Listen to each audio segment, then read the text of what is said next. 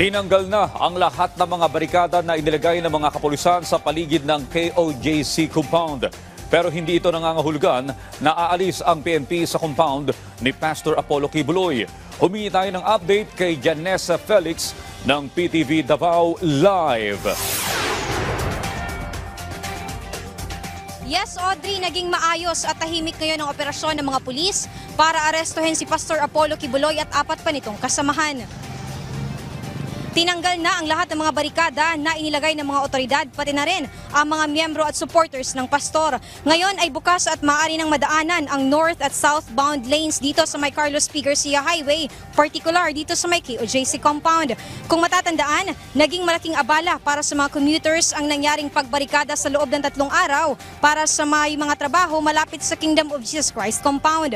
Pero sa ngayon, nanatili pa rin sa loob ng KOJC compound ang puwersa ng PNP at mayroon ding mga naka-standby at nakapalibot na mga pulis sa compound. Andito pa rin ang ilan sa mga bus at iba't ibang sasakyan ng pulisya. Kahit pa kinatigan ng Regional Trial Court Branch 15 ang writ of amparo na inihain ng Kingdom of Jesus Christ laban sa DILG at PNP.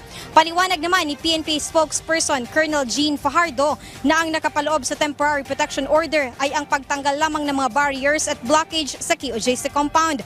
At hindi ito nangangahulugan na aalis ang persa ng kapulisan sa compound, kaya ipagpapatuloy pa rin ang paghahanap sa pastor at sa 4 pa nitong kasamahan.